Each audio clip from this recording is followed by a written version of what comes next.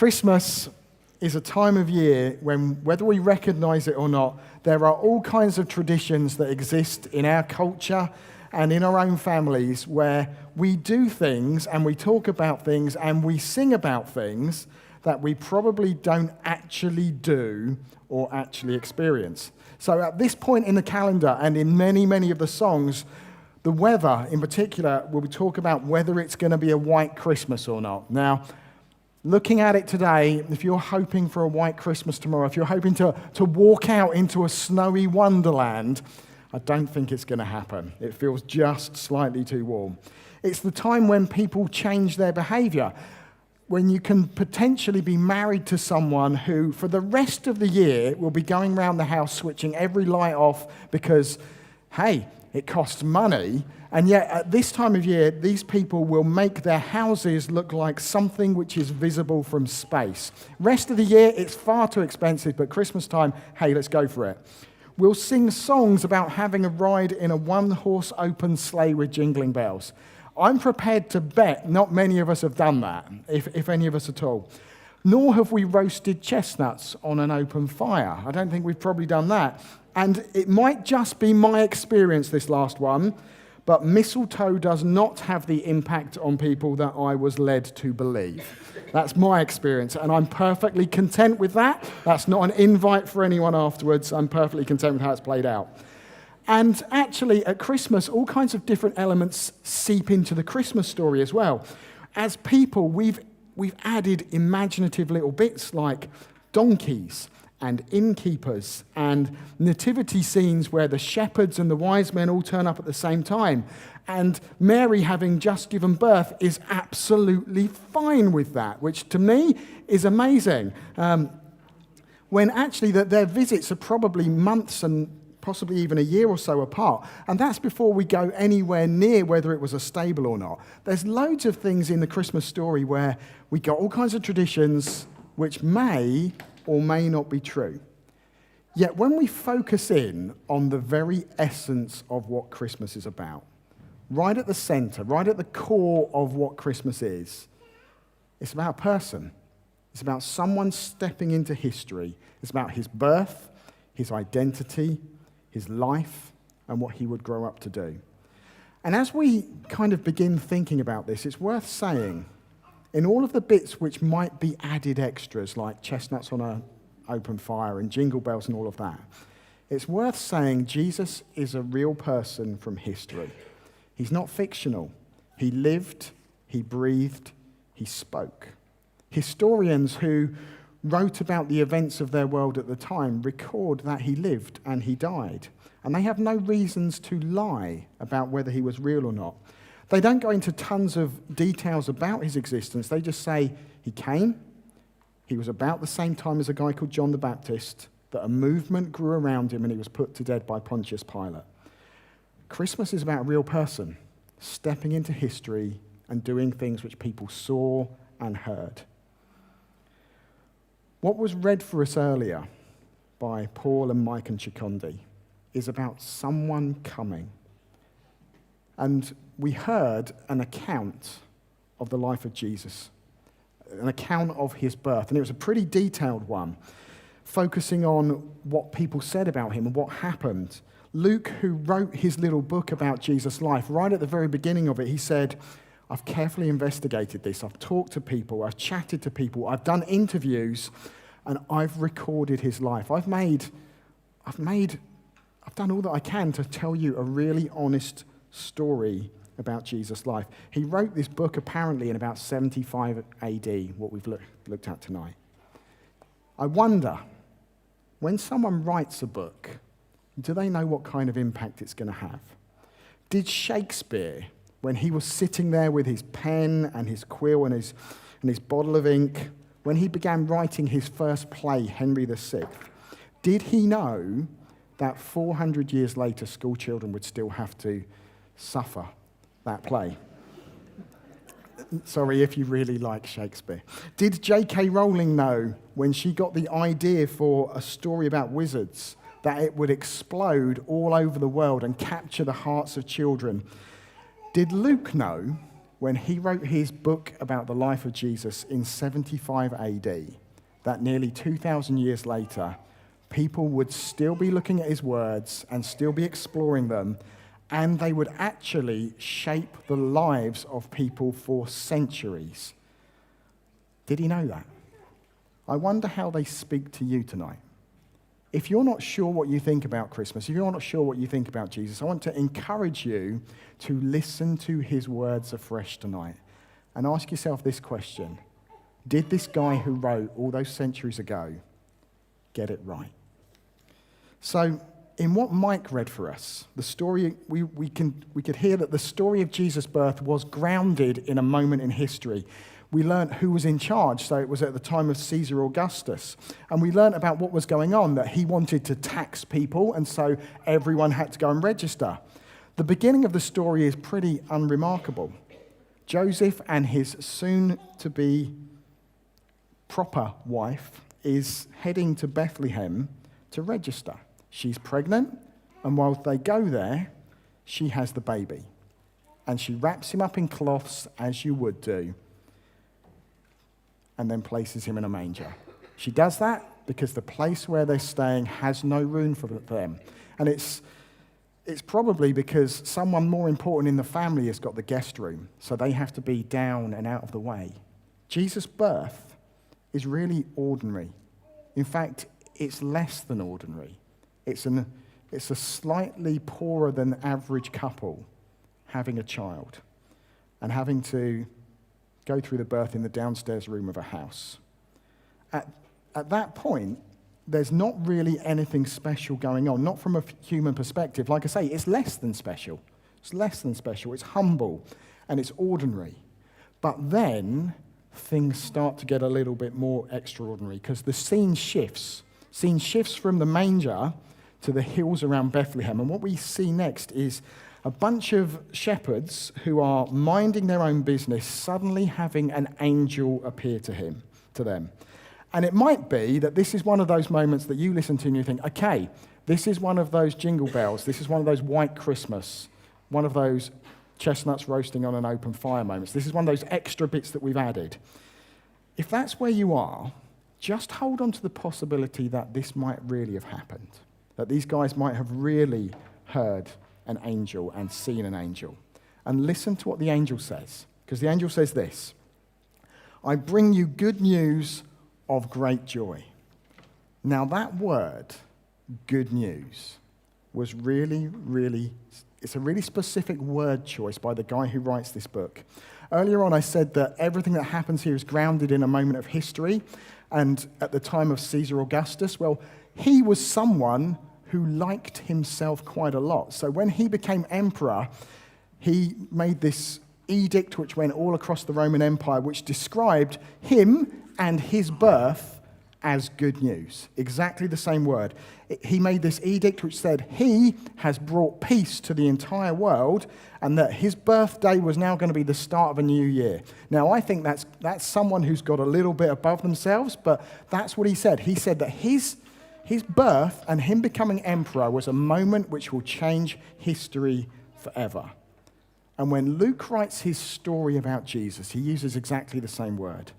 He's saying to us that a child born to nobodies in Nowhereville is someone who is more significant than not just that Caesar, but that anyone else. It's saying that this child who has been born is world-shaping, is history-changing, and that nothing will ever be the same again because he has been born. And all he's done at this point is be born, be fed, and be wrapped and put in a manger. That's pretty special. What else is special about this? Well, a big deal is made about Jesus being born in Bethlehem. Why there? Why not the capital city? Bethlehem was a nowhere. It was nowhere at all. Well, that's because of something else which was said centuries before Jesus' birth. It's one of the other readings that Chikondi read for us. In the book of Micah, it said this about Bethlehem. Even though you're small and insignificant, someone's going to come from you who's going to rule everything. He's ancient. He predates everything. His greatness will reach the ends of the earth. Now, put those things together, because it's saying about Jesus that his birth, who he is, he's going to be someone that changes the entire world. That his greatness is going to spread all over the globe. Now think about what's happened some 2,000 years later. Has any of that come true? Has the birth of Jesus changed the world? Arguably it has. Has his greatness, has the story of him spread all over the globe? Arguably it has. So what about the rest of the story? Is there any truth in that? Because 2,000 years or so later, we've got the opportunity to evaluate whether Luke got it right. And I think we can say that his little book that he wrote has gone viral. It's spread throughout the centuries. It's spread all over the world. It's had the kind of impact that he said it would. The kind of impact Jesus has had matches what he said. So the question we're left with, is he good news? Is Jesus world-changing, life-changing good news? And for that, we have to flip our attention to the other part of the reading, where Jesus was taken to the temple and he was presented there by his parents. Again, they were doing something ordinary. They were doing what their culture said they had to do. They go there, they offered sacrifices for him, and they offered the sacrifices that poor people would offer because they were poor. But again, amazing stuff happens. If you remember it, a guy called Simeon comes up and he takes the child off the mother and says, I can die now because I've seen the Savior of the world. He says people are going to fall and people are going to rise because of him. People who think they're important are going to be brought down to nothing, and people who think they are nothing are going to be brought up.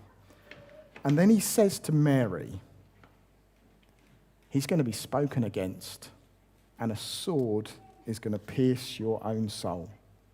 He says to her, how your little boy is going to be treated when he gets older is going to bring deep pain to the very core of who you are.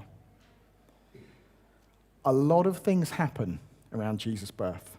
A lot of things are said about him. The angel said he's going to bring peace and he's going to bring joy. Luke said his birth is going, and who he is, it's a world-changing moment. His mother is told, you're going to be desperately hurt by what happens to him. And as the story goes on, we see that becomes true as well. She sees her son die as one of us for our failures so we can be right with God forever. That's what Christmas is about. It's about God coming as one of us to be with us so that we can be with him forever. As Jesus grew, as the story progressed, a question that was often asked about him again and again and again was this one. Who is this? Who is this guy? As he entered Jerusalem in the final week of his life, riding on a donkey, people said, who is this? When he stilled a storm, people said, who is this? Who can command wind and the waves to stop? When he reinterpreted how people did their religion, they asked the question, who is this? When he said he could forgive people, something only God could do, people said, who is this? And that's the big question of Christmas. Who is he? Who is he? Christianity says this: Christmas is God come to be with us, come to be one of us, come to save us. What we see in his life is this: people who really got close to Jesus, who asked that question and really saw an answer to it, they only ever had three responses to him. They either left him sad because following him was too much for them, or they were mad about him and they opposed everything he was and everything he stood for, or they fell on their knees and they worshipped him. And all of these things were written down nearly 2,000 years ago. How much of the story has proven true between then and now? How much do you believe tonight? It wasn't read for us, but Luke, who we've been looking at, and his story said this: "Many have undertaken to write an account of the things that have been fulfilled amongst us, just as they were handed down to us by those who were from the first eyewitnesses and servants of the word. With this in mind, I have carefully investigated everything from the beginning. I too decided to write an orderly account for you, most excellent Theophilus, so that you may know the certainty of the things you've been told." Luke wrote so that some guy called Theophilus might know about Jesus and might know and be certain about what he'd heard. At the end of the book, when he closed the last page, even though they didn't have pages back then, he had to make a decision about what he was going to do with Jesus. And within the readings tonight, there's some options for us about what we do with Jesus. The angels, they just worshipped him. They just said, "This guy is so awesome. He's God with humanity. It's incredible." They worshipped him. And for maybe some of us in the room, some of those who have been Christians a long time, that's what we need to do today. We just need to worship him for who he is. We need to let the wonder of God being with us just fill us and overflow from us. Maybe we need to be like the shepherds as they go back, where they're rejoicing and they're telling everyone. Maybe that's what we need to do. Maybe some of us need to be a bit like Mary. We were told that she pondered things over in her heart. It was less exuberant, but it was no less spiritual. She reflected on what it meant for her son to be God stepping into history. And then you have the people the shepherds told. We're told that they were amazed and intrigued, but they didn't do anything. They didn't go and find out.